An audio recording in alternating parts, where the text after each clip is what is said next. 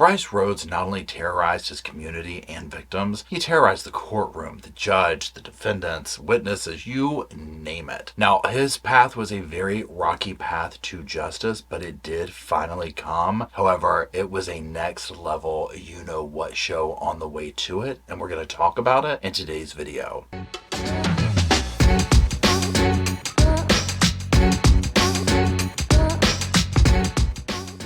Hello, Sofa Squad, and welcome back to the sofa.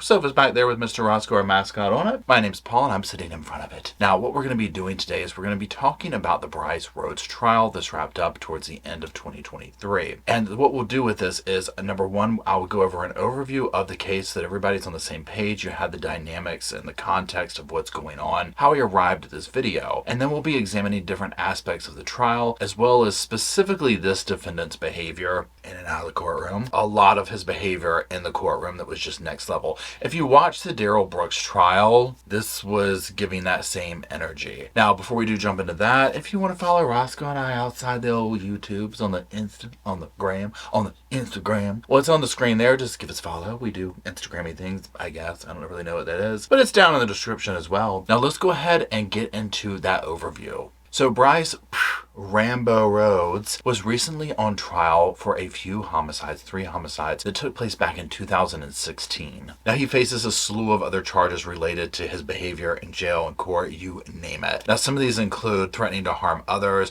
attempted escape, the list goes on. Now he was charged with taking the life of 2 teenage boys, a 14-year-old Larry and his brother, 16-year-old Maurice. Now they have different last names, but they're brothers. This was a brutal taking of their lives. We'll get into that in just a little bit. Now the victims, the brothers, their family members would say that they looked up to Brice. He was like a local amateur rapper, and the brothers were kind of like, looking up to him, like he's the kind of the big guy around town. They thought he could bring some clout, some fame to them as well. But taking their lives wasn't random. It was an act designed by Brice, and in his world there was good reason for it, which we'll get into. Brice was afraid that the boys were talking and snitching on him in regard to what he had done to Christopher Jones. Now, who is Christopher Jones, you might ask? Well, we're going to talk about that. Christopher Jones is yet another victim of Brice's, another completely innocent victim of Brice's. Now, the boys were there. They saw what happened. They could point a finger to Brice, and this knowledge would be the reason that he took them out. And he wouldn't just simply take them out.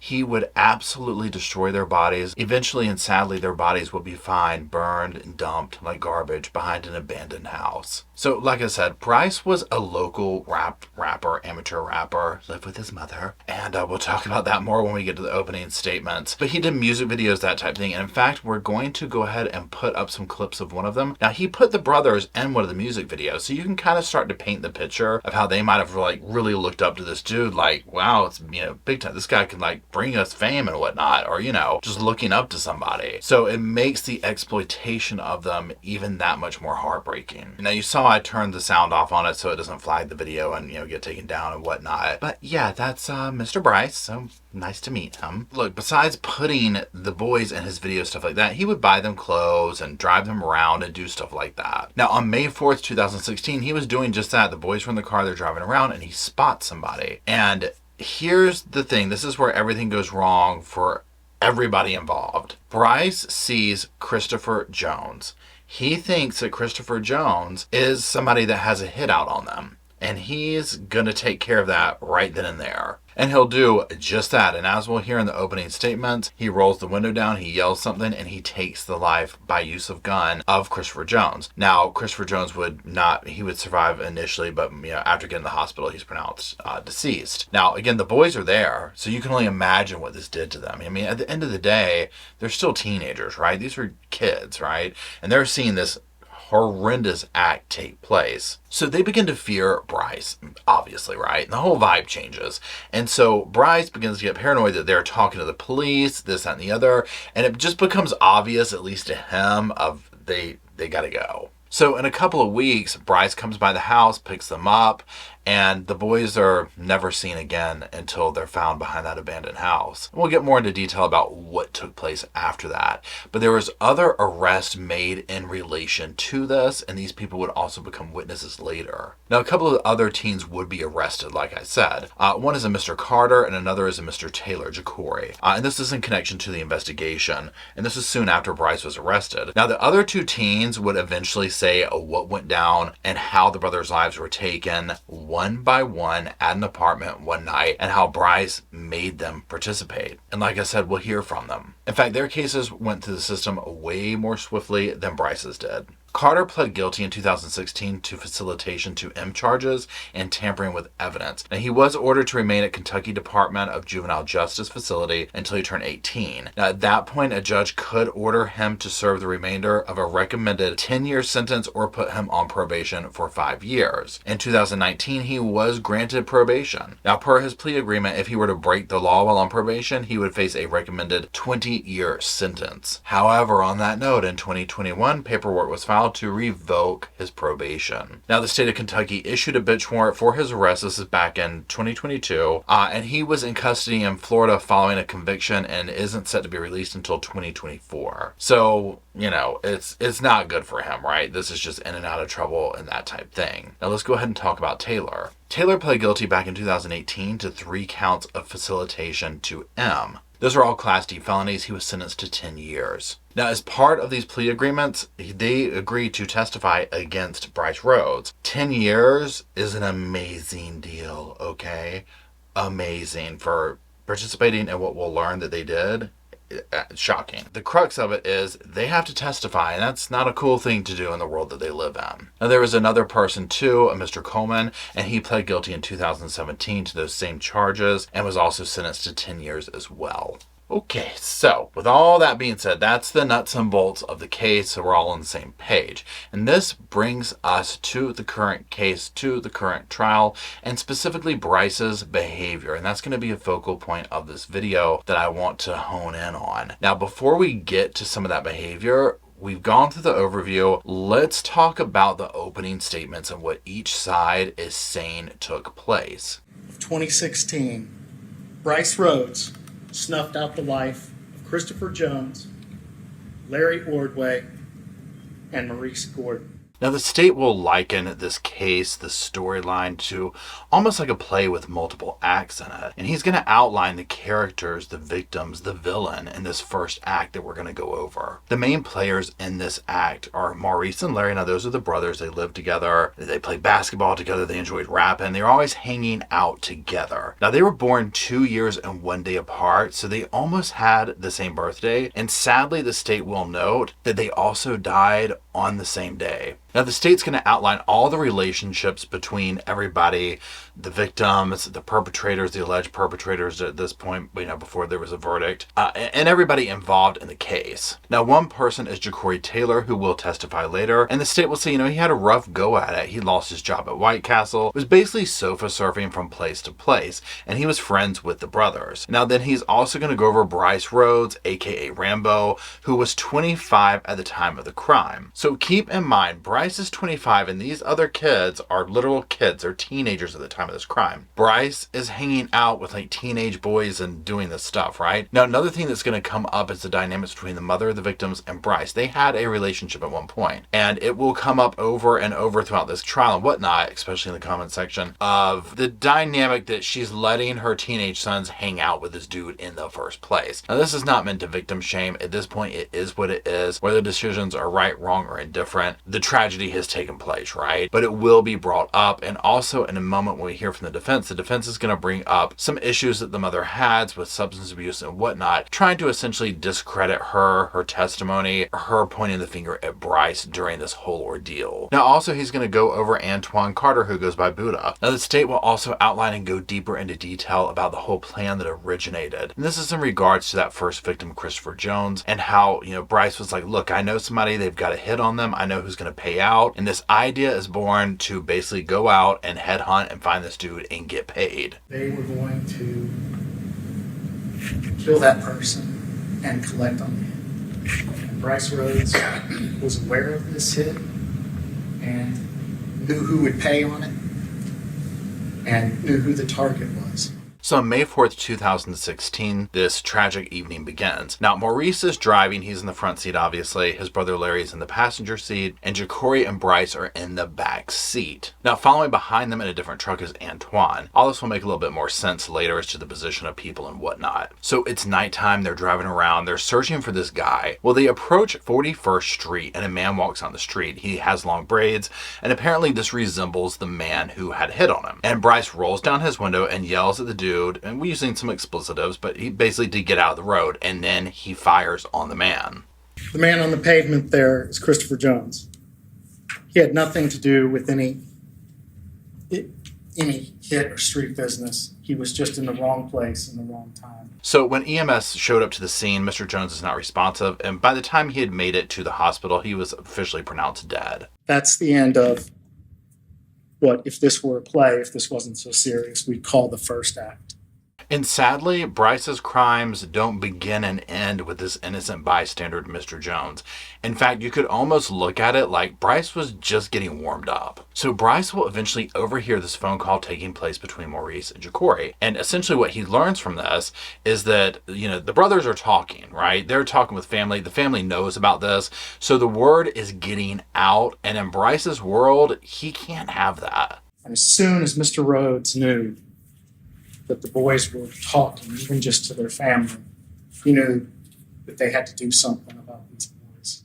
Now, sadly, this is what would seal the fate of these two brothers, at least in Brice's eyes. Now, remember how earlier I said that, Brice would hang out with them, he'd drive them around, this type thing? Well, he goes to do this. Remember, the mother was seemingly okay with, them hanging out to a degree and doing this type thing. So it was not a big deal for him to come by and pick the boys up, and he did just that. This was right about 2 weeks after the incident took place. Now, sadly, this time, when Brice picked the boys up, this was the last time that anybody at that boy's house was ever going to see them alive again. Maurice and Larry are obviously going to be the victims in this second act. And it's going to be carried out by a defendant named Tyrion Coleman, by Antoine Carter, who was involved earlier, and by Corey Taylor, and by Mr. Rhodes himself. Now, just to let you know, trigger warning, we're getting ready to get into some of the details as to what happened. So just know if this is, not a good part for you to hear, whatever, totally understandable. Just use the little scrubber button at the bottom to skip ahead just a little bit. Let's go ahead and talk about what took place during these final hours of the boy's life. So Brice lived in an apartment with his mother and his sister, and they were out of town that weekend. So Brice has the whole place to himself. So he, along with the two brothers and the other men that were just named off in the clip, the people who are going to be testifying, the co-defendants and whatnot, they're all hanging out at this apartment. And they're hanging out, and they're, messing around, doing whatever, just chilling. And a little skirmish breaks out. That's what the state will call it at some point during this. There's a little, a scuffle or whatever. Well, Maurice apparently pulls a knife out on somebody. Brice hits him upside the head really hard. And it's at this point that Brice uses this as an excuse, and he's like, look, it's time to discipline y'all. So Brice will take Maurice. He will put a toboggan over his head, cover his eyes so he can't see anything, and then he's going to tie his arms up behind him so he's immobile. He will then take Larry and put him into a different room. Now, doing all this, he's making Maurice beg everybody for his life. He's apologizing, saying, I'm sorry, and pleading for his life. Larry, his brother, was taken and held in a different room. And from Larry's room, he could hear his brother pleading for his life. He could hear what happened to his brother. And now what he's hearing is his brother being stabbed over and over and over again, screaming and crying and begging for mercy. And now here's the thing. Once he was done, they just roll him over, and then they go and get him out of the bathroom and bring him out and do the same thing, and he meets the same fate in the same way. He had the people involved help him take the body of the boys and put them in some totes, which he then carried down and put in the back of his Mazda. Some in the back seat, and one of them in the back seat, and one of them in the trunk. So Brice leaves with the bodies, and he leaves Jacory and Antoine behind to clean up this horrifying mess at the house. So Brice goes, he dumps the bodies, he tries to set fire to them and other items related to the crime, and then he just leaves them like garbage there, right? But sadly, someone will discover these horrifying remains on the 22nd, and this is when everything will pop off and start leading back to the perpetrators. Now, as you can imagine, the boy's mother is eventually like, where are the boys, right? Like, even though they might hang out or whatever, like, where are they, you know? So she calls one of their phones and Antoine answers, and he's basically like, oh, hey, they're all good. You know, they're just busy. They're doing something. I was borrowing the phone, you know, but it's all good. But eventually the dots are connected because remember, the bodies have been found, right? The boys are missing. So it doesn't take too long for all of that to converge with the police to realize the missing boys are the bodies that were found. And so then they want to go back and start, obviously, you know, working from the inside out. They trace the phone, and you can imagine where the phone goes to. It leads them right back to Antoine, and he will reluctantly talk to the police and tell his side of the story. Police go out to Brice Rhodes' house once they've heard what happened, and they start pulling up the carpet from his house. And when they do a DNA analysis on that carpet, of course, they find the blood of the two brothers is there on the carpet. Now, police are also going to match some DNA found on Ja'Cory's boots to the crime scene, and he's also going to give a statement, and this matches very similarly to Antoine's statement as well. So you've got these colliding stories, you have DNA evidence beginning to show up. It's not looking good for the perpetrators, but it's looking good for justice. Now, the police are also going to go check out the Mazda where the bodies were, Brice's car that he was using, and they're going to find that like all the cloth seats, everything in the back has been stripped out. It's all gone. Now, with all that evidence piling up and eyewitnesses and all this stuff, one might ask, what on earth is the defense even going to try and say? So now let's switch gears and let's move over to the defense and hear how they're trying to spin their side of the story. I stabbed him. I stabbed Maurice in his side. I drove on him. I ran him over. Ladies and gentlemen, these are quotes from someone involved in this case, but these are not quotes from Brice Rhodes. Wow. Very dramatic opening from the defense. Now, this kind of gives us an idea of the direction that the defense is going to be going in. And they will say, look, this isn't, from Brice, like you heard, this isn't from anybody else but Antoine. And they're going to be like, this is in relation to what he did, quotes of what he did to the boys and Christopher Jones, that original person that was taken out on the street there. And this, again, gives you an idea of, okay, this is where we're headed with this. Now, after doing all this, the defense is going to be like, and he, Antoine, is the prosecution's main witness. So oftentimes we see in, cases like this where you have eyewitness testimony, they're always going to establish, what are you getting from this? What are you getting? That's your motivation. And so there's nothing different here with this case as well. I'm thankful that you're here. I know Brice is also grateful that you are here, because he has waited a long time for you all to hear the evidence. My God, I wish I could have that level of confidence. You couldn't have given me good money to get up there and say, Brice is glad you're here too. He wants you to hear the evidence. Hats off to you, sister. Now, the state's going to say flat out, look, our client, Mr. Brice, Mr. Rhodes, Mr. Rambo, is not guilty. There's a lack of evidence. She will also state that she's there to make sure he's not wrongfully convicted. She's going to remind the jury that they have the power to hold the government to upholding the burden of proof and to consider reasonable doubt. I think you'll find that there aren't any eyewitnesses who were not themselves involved in these crimes. There are no neutral witnesses. Now, this is very true, and we see this, like I said, happen in cases all the time, right? And for me, it's a very individualized situation to what the dynamics of the case are and what's going on. Again, everyone usually has some form of a motivation, whether it's reduced time, something, right? So it really just kind of comes down to your level of believability with the person who's doing the testifying, what the motivating factors are, and the bottom line, their story, right? Their behavior, their demeanor. Now, for me personally, in this case, I believe the guys, right? They didn't really want to get up there and testify, as we will see here shortly. Their lives were threatened even at this point. I believe that they also clearly had motivating reasons. They're getting getting a sweet deal, but their stories add up and whatnot. So for me in this particular case, I do tend to go with this eyewitness testimony. I don't completely discount it like I have in other cases. Now, the defense is going to say that there's tire tracks and footprints that couldn't be linked to Brice's vehicle or him that were found where the bodies were dumped. Now, his fingerprints were not found on any of the evidence, and nor was his DNA, except for on the steering wheel and the gear shift of his own vehicle. Now, she's also going to say that there was no DNA linking him to the scene of the crime. It was found in that Mazda that had the back seats all torn out. The evidence will show that there is a reasonable doubt that Brice Rhodes is guilty. So the defense will also outline how many mistakes the detectives made and how many hands were on the evidence. Now, they're going to also state that law enforcement lied under oath about evidence that they had, when in actuality, she says they didn't have this evidence. She's going to highlight that the entire back seat of the car is missing and gone, and that they didn't have it in their possession even when they said that they did. Now, the defense will also highlight that officers searched Brice's apartment once and said they didn't find anything, but then when they went back, this is when, they did this thorough search, they find the blood, all that. And then she's going to drop this bombshell statement. Let's listen to it. You will learn that the Louisville Metro Police Department investigated these homicides, and once again, this is the same force that murdered Breonna Taylor. Yes.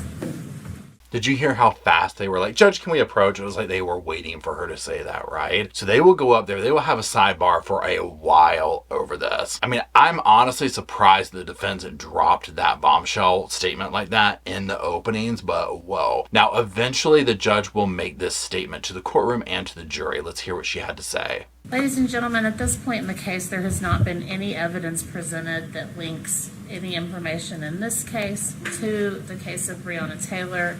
I'm going to admonish you to disregard counsel's last statement at this point. Now, the defense is also going to bring up the boy's mother, and she's going to be like, look, my heart goes out to her. She's a grieving mother. She's lost her children, but I want you to look past that and the role that she played in this whole scenario. Evidence will show that she is a known drug user who was aware that her juvenile sons were hanging with Ja'Cory Taylor and Anwan Carter, were involved with guns, and even knew her son's friends bought a gun out of her own home. Now, the defense is going to say that the police took the mother's statement, which her statement was basically pointing a finger towards Brice immediately. They took this, they got tunnel vision, and they just ran with it. And the defense is also going to basically say, like, look, the mother had ill feelings toward Brice because they had this soured relationship. So it's almost like a tainted relationship, a bitter ex-girlfriend, that kind of a thing. At least this is insinuated. Already had a name, and she was happy to trash her ex-boyfriend. Major allegations here. Now, finally, the defense is going to outline these deals that were given to the other guys. Specifically, they'll start with Anwan. They'll say he got out of a possible life sentence for pleading guilty and testifying against Brice. And she's going to also outline the same scenario that basically went down for the other men involved. Because in order for those men to get very lenient deals from the government,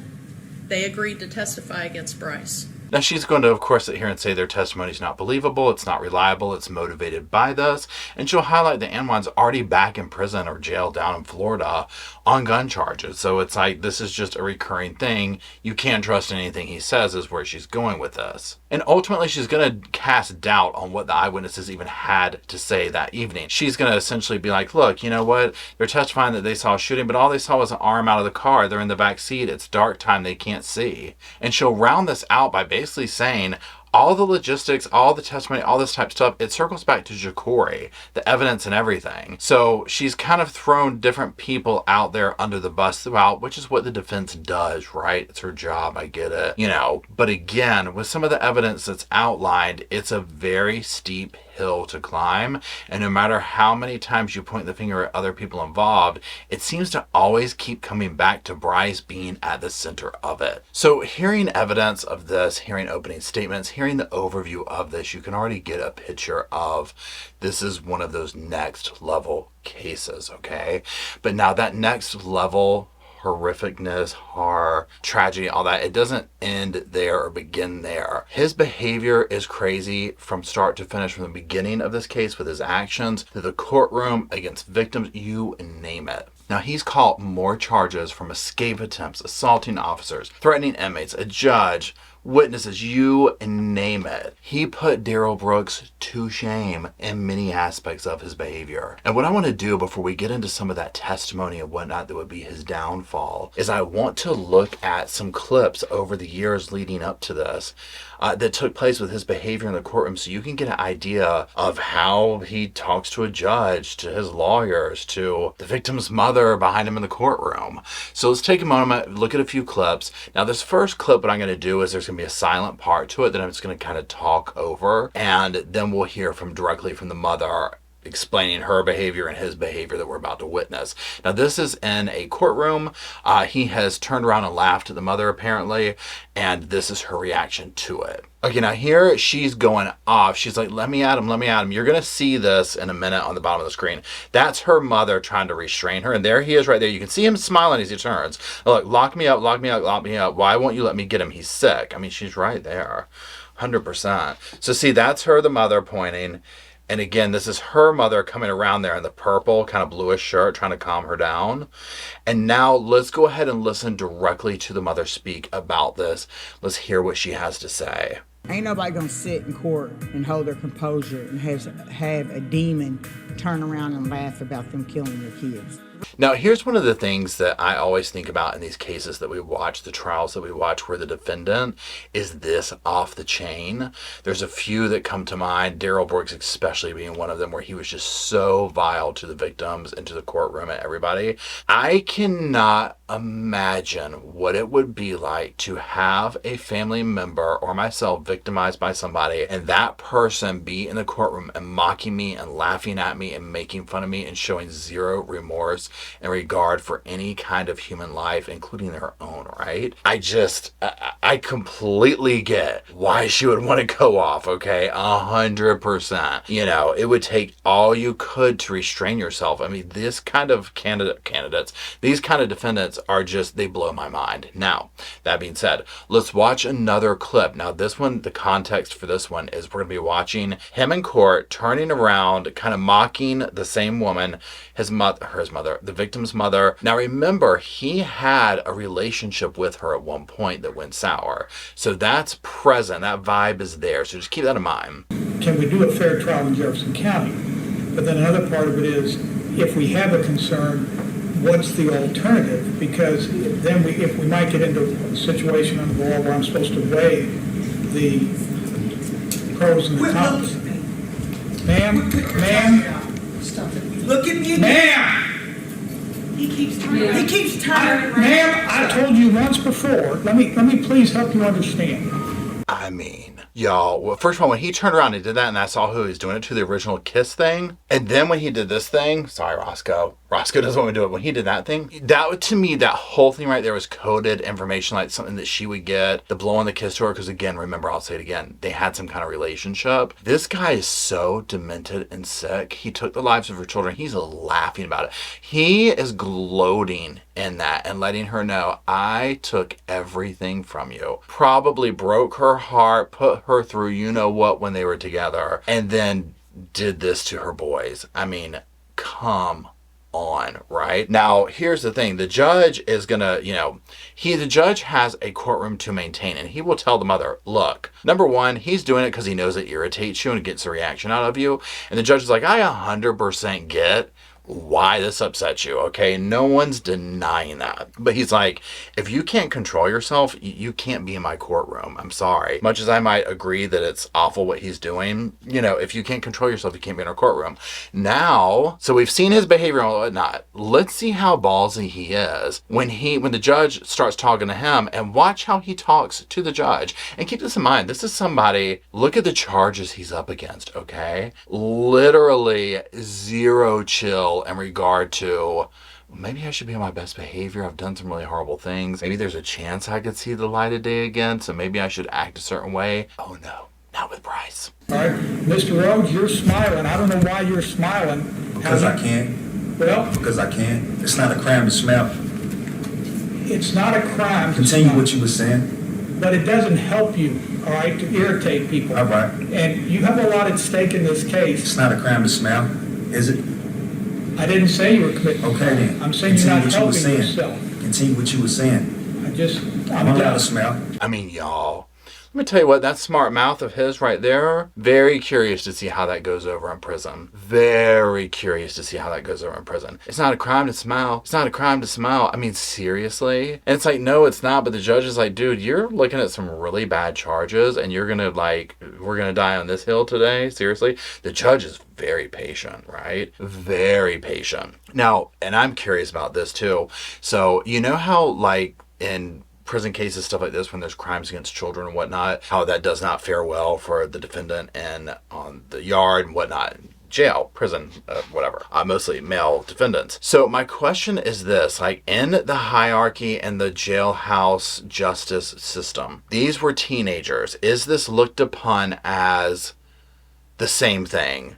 You know what I'm saying? Or is it no, they weren't kids, so he won't have as rough a time because they weren't a 5-year-old or a very young child. Will he get, this is my question to anybody who might know or have experience and wants to share. Don't put yourself out there, obviously, if you don't want to. But will he experience that same kind of prison justice because he took the lives of 2 teenage boys as he would have if he had taken the life of very young children, toddlers, that kind of a thing? Is there a differentiating factor in that? Because again, that mixed with my thought process is there isn't. He's going to get that same treatment. Dude, you killed a couple of kids, okay? There was no reason to kill them, right? Even though in his world, he's probably charged the game because they were going to snitch on me, kind of a thing. And so that's his justification, I guess, in trying to be a, big man on campus. But that smart mouth of his right there, I'm like, dude, I don't think you can walk up into a camp with that kind of mouth on you and not get handled. You know what I'm saying?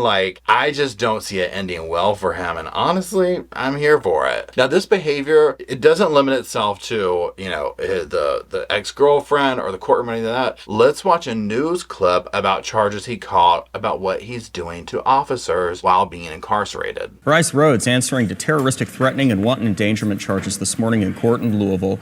They're added to a long list of charges he already faces. Police say Rhodes told an officer that he would be shanked in the face and that he and his family would die. Investigators say Rhodes made the threats Wednesday while behind bars at Metro Corrections. He's accused of killing Christopher Jones, Larry Ordway, and Maurice Gordon in May of 2016.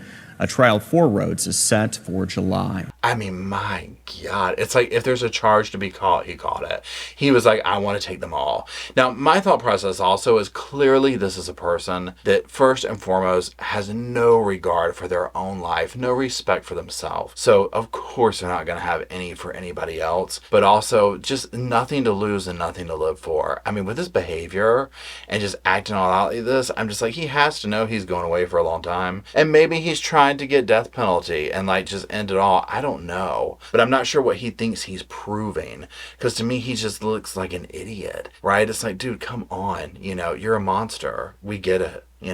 You've taken the lives of people. You're rubbing the victims' faces in salt and the sand or whatnot, however you want to say it. It's ridiculous.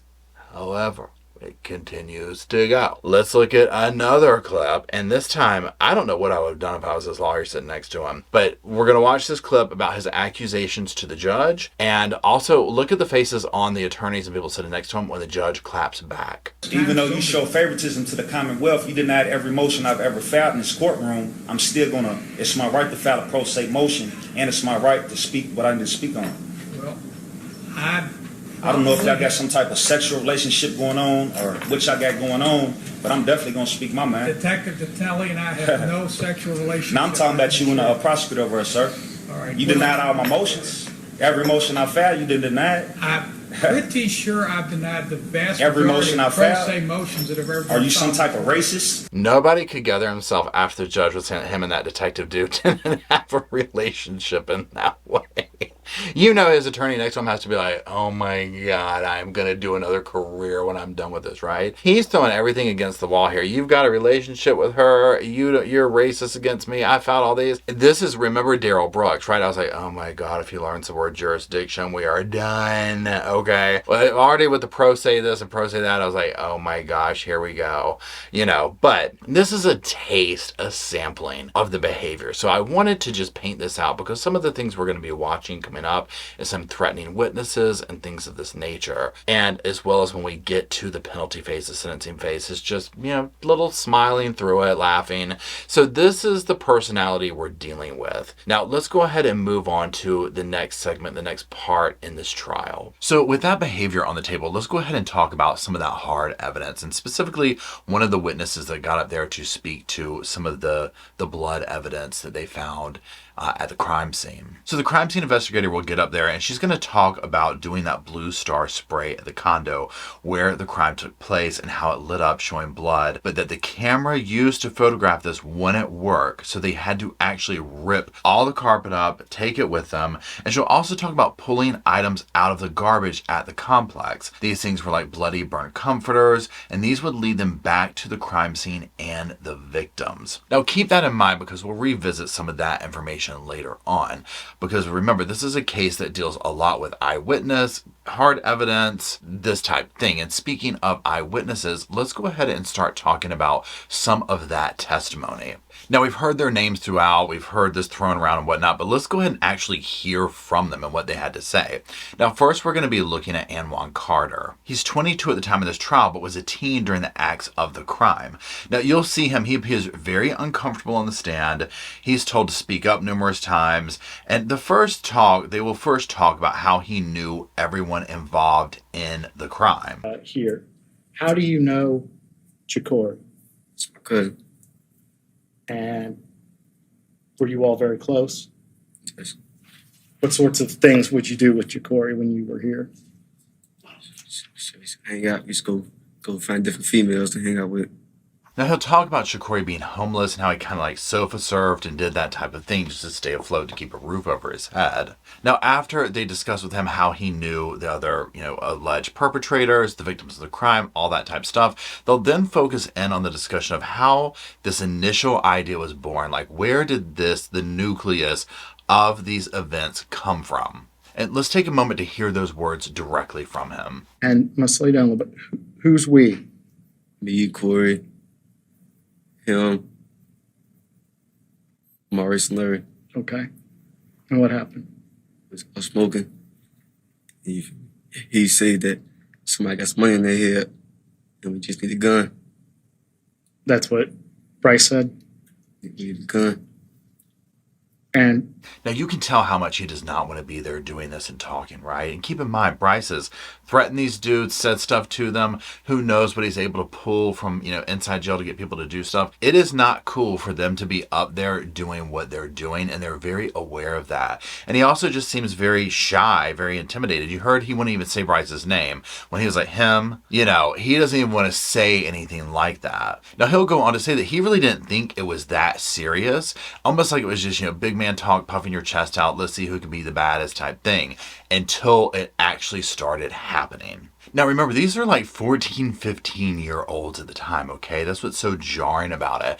And the sad thing is obviously the loss of life, right? But the absolute disregard for life itself. And you're sitting here listening to him talking, and it's like probably a lot of this for them was like trying to be cool, trying to be bad, like talk a big game, impress the older rapper dude. Remember, Brice is older than these guys, right? He's technically the adult. So they're trying to impress this dude, and then it's too late. These actions go through.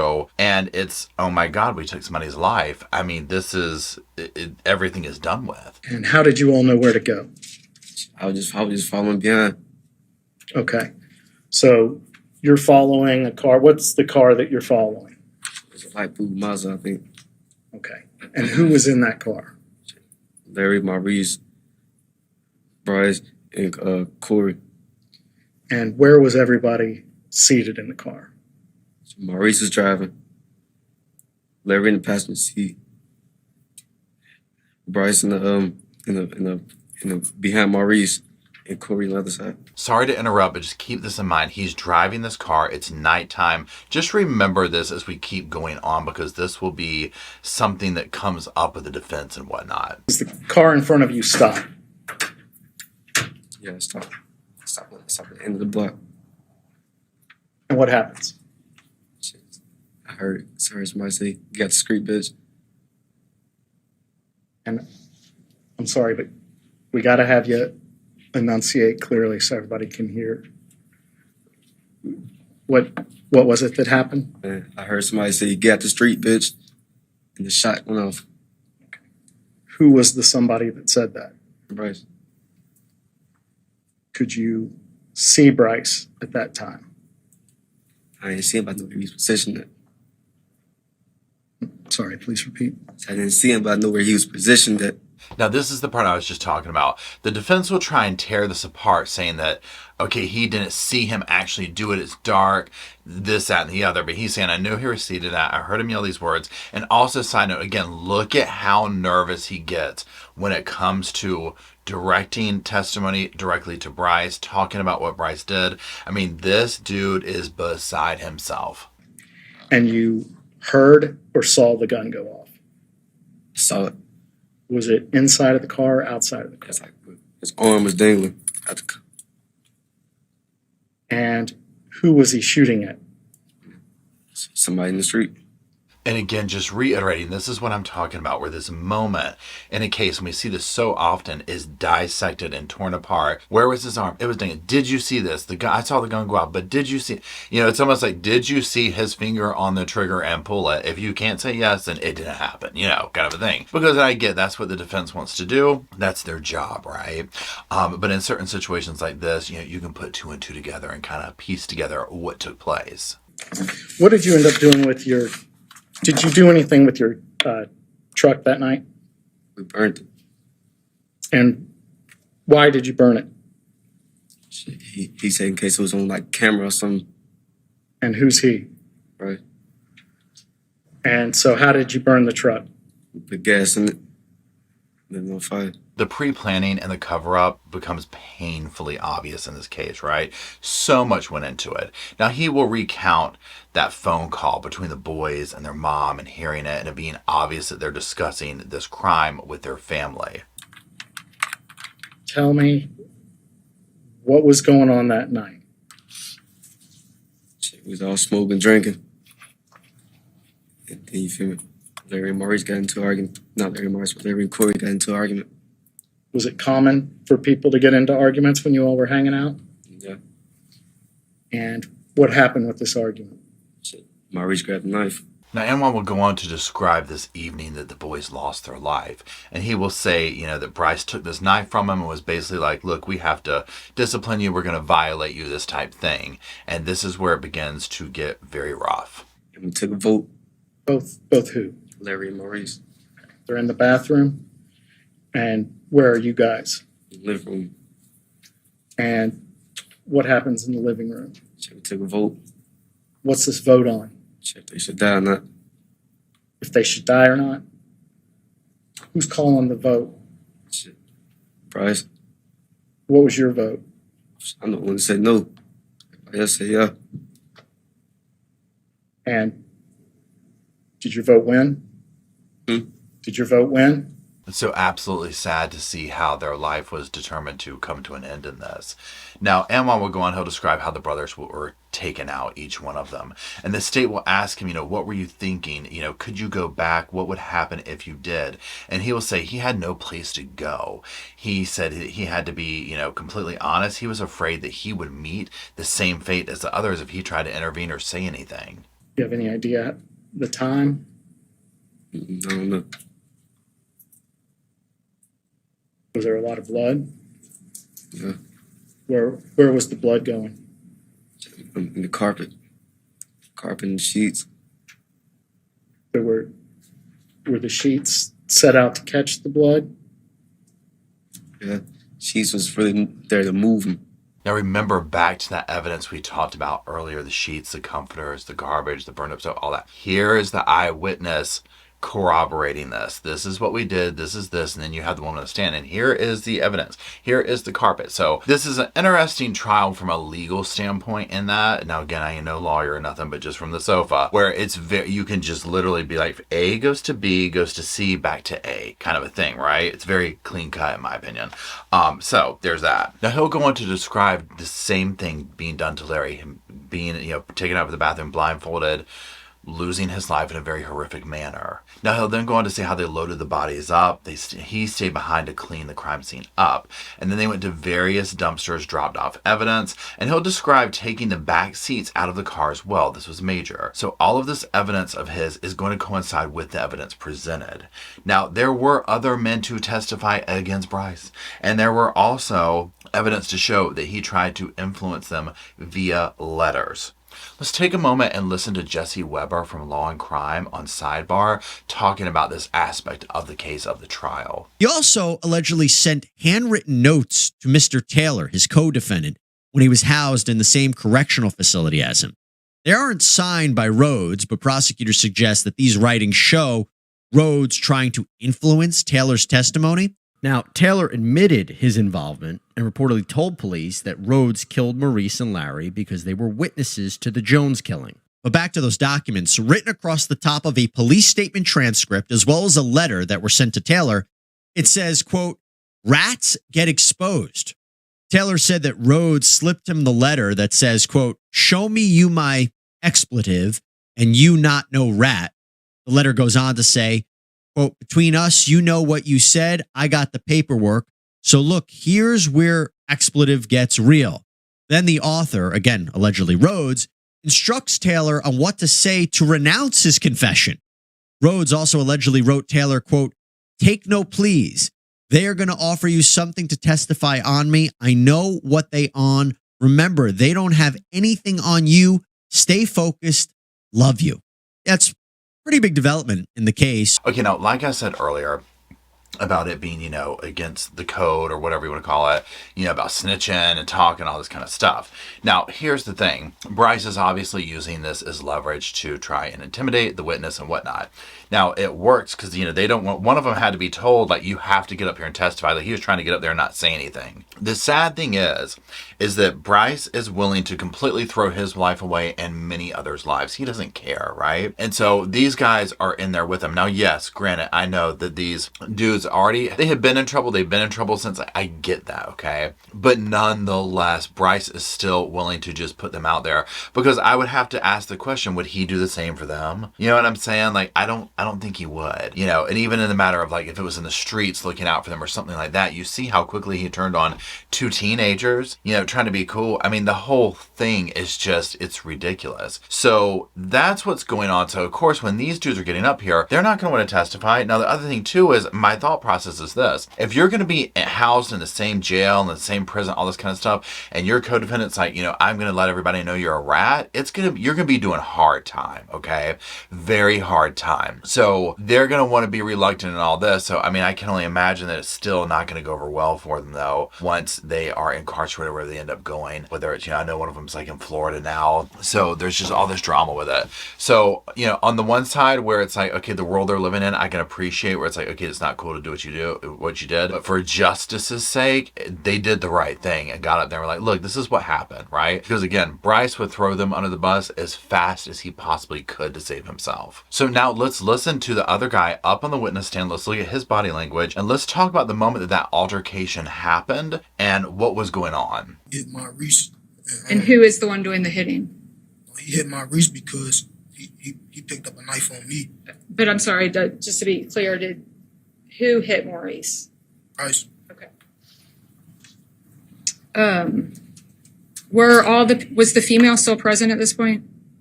Female? Nah, everybody left. The female left because it was too many dudes there.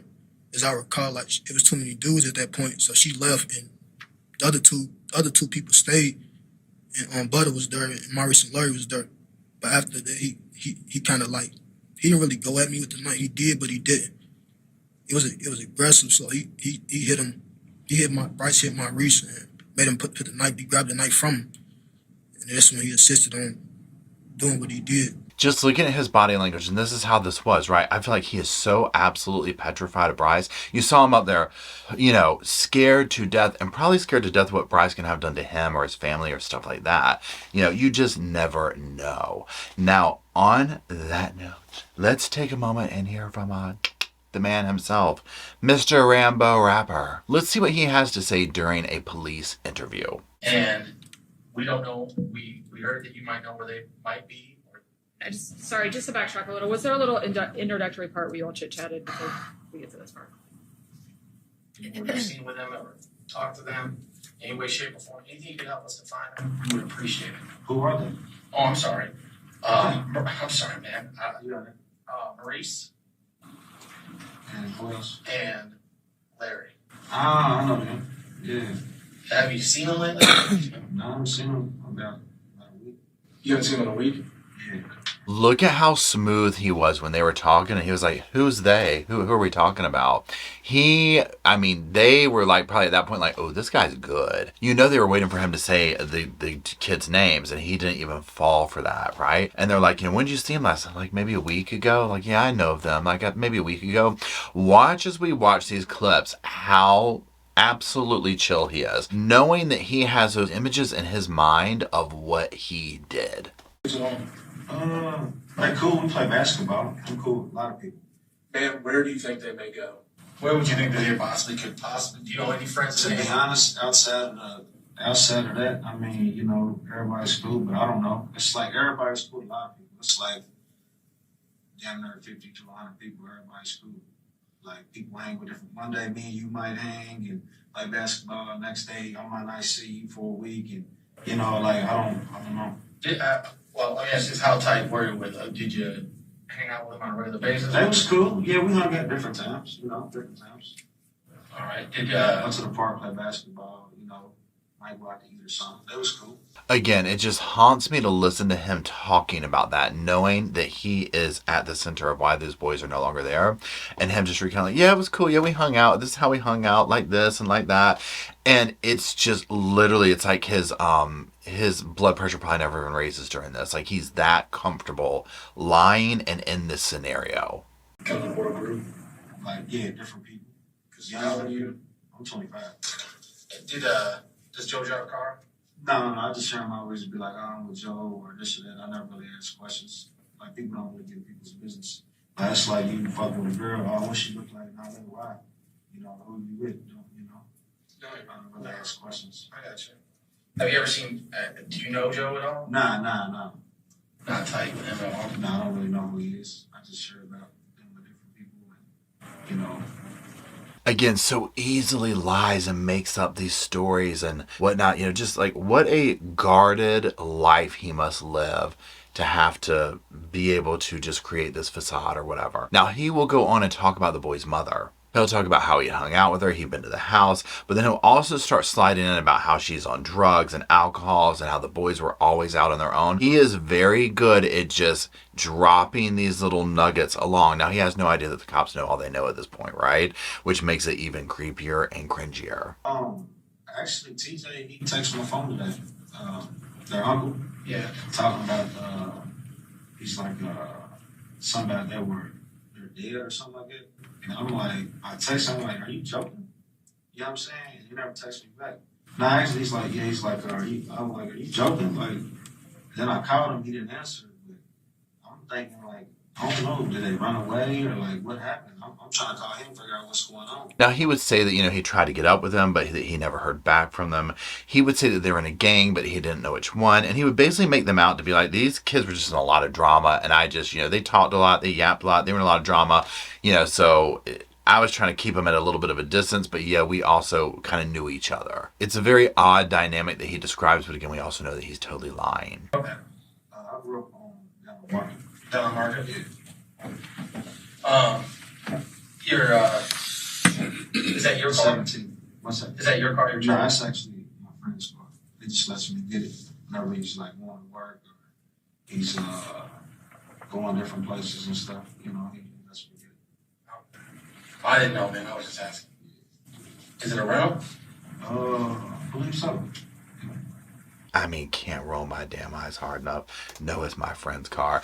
Granted, you got to give him props. He can just drop these lies off like boom, boom, boom, boom, boom. But you can hear in this one, at least to me, and again, I'm no body language expert or anything, where Brice is like, he's getting a little bit caught off guard, where it's like, is that your car? He's starting to get a little bit like, oh, because he probably thought he had one over on him. Like, I'm just going to tell these people ABC. They're not going to question me until we get to this part. Is that your car? No, it's my friend's. I just use it. Is it a rental? Maybe so. He's starting to realize, like, oh, maybe I'm not as slick as I thought I was.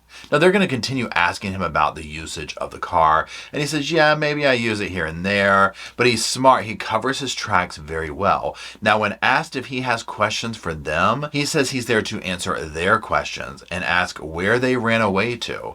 And of course, the cops are like, well, we wouldn't be here if we knew that. But with all this being said, the testimony, the evidence, all this type of stuff, it always comes down to what the jury is going to think.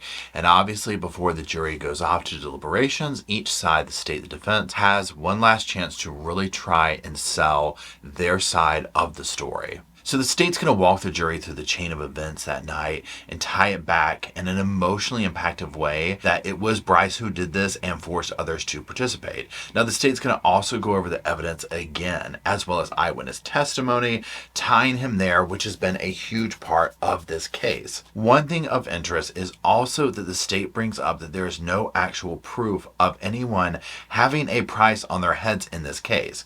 They are painting the scenario to look like Mr. Jones was literally in the wrong place at the wrong time on a joyride of death. She will also bring up DNA evidence and the lack of it in some cases. Now, Brice Rhodes' DNA was not found anywhere but on the gear shift or the steering wheel. That's true. But you know who else's DNA is not anywhere on these lab reports? Anwan Carter and Jacory Taylor. The reason that Rhodes' DNA, Jacory's DNA, Anwan's DNA is not all over the place is because they are not the ones who are bleeding out on all these pieces of evidence. Now, the defense would speak as well, and they're going to tear apart the handling of the crime scene. They're going to discuss burden of proof, and if the state actually reached that. And of course, reasonable doubt will be discussed, as it always is. The defense will also discuss that police report, how long it took them to actually write it, and some of the discrepancies, such as the number of shots fired during the commission of the crime. Also, the defense is going to bring up the eyewitness testimony and how some people who were allegedly at the house the night of the crime were never heard from. But we also heard about the light-skinned man and the dark-skinned man. Now, Detective Tonelli said, well, we just never were able to figure out who the light-skinned man was. I can't invent somebody. Remember? It just happened, right? It's Friday. But he didn't say he didn't know who the dark-skinned man was. In fact, he told us who the dark-skinned man was. Why in the world was that man not on this witness stand? There's another eyewitness to all of this, and he knows who he is, and we never heard him. Never heard what he had to say. That doesn't make any sense to me at all. Just gone. The police were picking and choosing. The government was picking and choosing what they showed you in this court. I mean, sadly, they could have been like, we're going to try to make him look innocent and picked and choose the evidence, and it still would have made him look guilty, right? I mean, it's like the evidence is so overwhelming in this case, okay? I understand this is just me coming from the sofa. This is not a legal, thing, whatever. He is doing his job, and as a defense attorney, he should go through and pick every little thing apart. I would want that for my own defense. Anybody would, right? So I get that. But this is just one of those cases where I'm like, yeah, we ain't working with too much. But again, you don't have anything to lose at this point. If you're Brice, it's like you might as well, throw something in the wall and see what you get. Now, of course, also the defense is going to bring up those witnesses who testified and they received deals, and he's going to suggest that the story of a man with a hit on his head doesn't make sense, and then it was more of a story cooked up by the two teens trying to get out of trouble and deflect.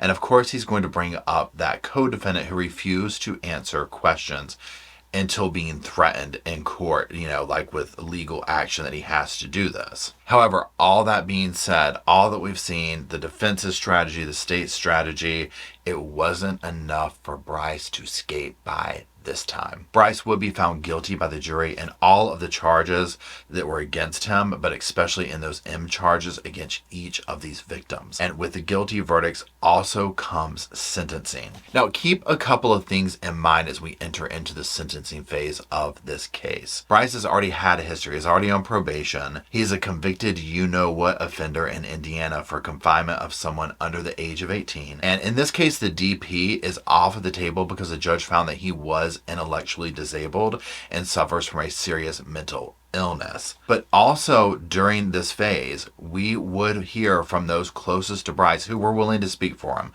specifically his stepmother, who first met Brice at age 7. Now, she's going to get up there and she's going to speak of time spent around him. She's going to talk about attending his sports events and just being there for him. And she would speak of how nice those early years were. And even Brice seems to agree by a smile and a nod during this testimony. I was very active in his life.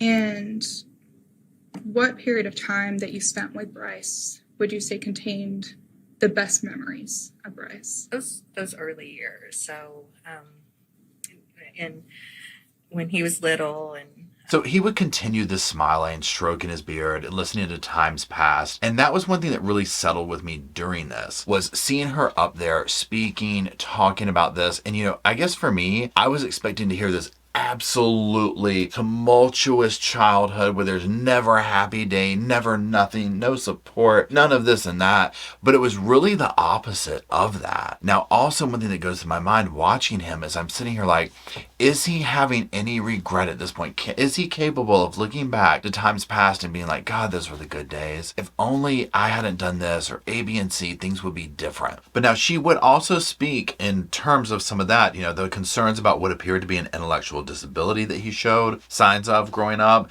the struggles of being part of a blended family, and then the nasty custody battle that ensued over him. However, none of that would really resonate with the jury to outweigh, compassion for what he did justice, right? And again, they came back with M charges for each of those major counts and recommending life without the possibility of parole. Now, let's listen to a few clips about the actual recommendations from the jury for these and the sentencing what they're saying for the sentence. Jury do find beyond a reasonable doubt that an aggravating circumstance exists in this case and fix the defendant's punishment for the of Christopher Jones at life without the possibility of parole. Now, they would return that same verdict for each of those M charges.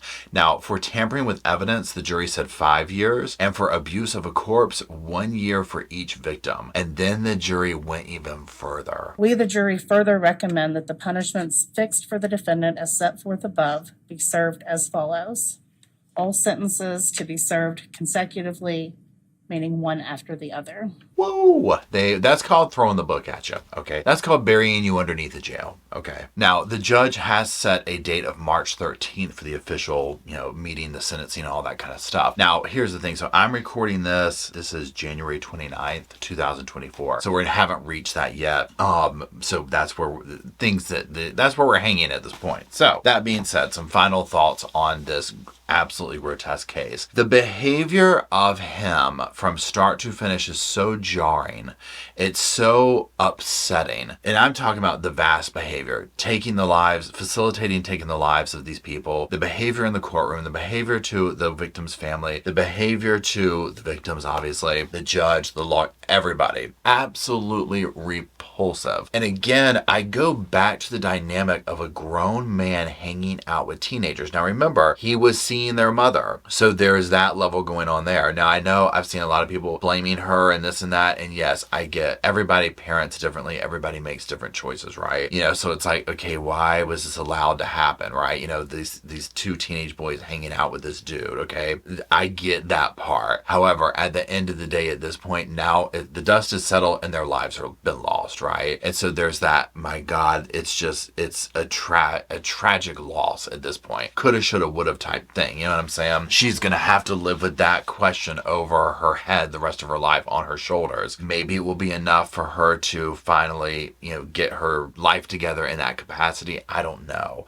But my heart still breaks for her, even though I might not agree with some of her actions. Also looking at Brice, I mean, I can't imagine what he would be like once he had infiltrated himself into your family and your home, how utterly manipulative and dangerous he could have been. So it's almost like once this evilness was let in, it was game changing, right? Now, for Christopher Jones, who I don't care if it was there's somebody with a hit on someone's head, whatever, this was a man walking across the street who was taken out for no other reason than being in the wrong place at the wrong time. It is absolutely reprehensible what happened to him. And honestly, hearing the dudes who testified against Brice up there, like, oh, I was just following, oh, we were going to get this money. I mean, I'm like, hey, I'm glad you came forth to bring justice toward, for the people. At least you did that. I mean, not really willingly, right? They wouldn't if they didn't have to. But to hear just this absolute disregard for human life, and you can hear their stories and talk about themselves, and you question, do they have any respect for themselves first, right? Because I just think if you had any amount of that, of I care about my life, you wouldn't be doing these things to other people, right? So there's that. Again, maybe everyone in this case who's able to walk out of jail and prison, even though one of them's already back in, can use this to facilitate change in their life to avoid doing this. Time will tell. As far as the sentence for Brice goes, absolutely, right? Shy of the DP, stack these charges on top of each other and throw away the key. This is not someone who's really rehabilitative. I mean, you see even the actions in the courtroom. This is